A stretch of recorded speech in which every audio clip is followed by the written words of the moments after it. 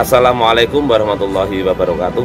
Saya Juni Ismanto, selaku tokoh pemuda sekaligus warga yang terdampak pembangunan Waduk Jeragung Kabupaten Semarang, mendukung penuh pembangunan Waduk Jeragung Kabupaten Semarang yang merupakan salah satu proyek strategis nasional.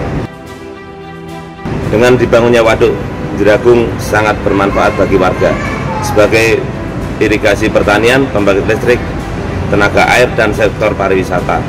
Siap bekerja sama dengan Polri menjaga situasi aman kondusif di wilayah Kabupaten Semarang. Wassalamualaikum warahmatullahi wabarakatuh.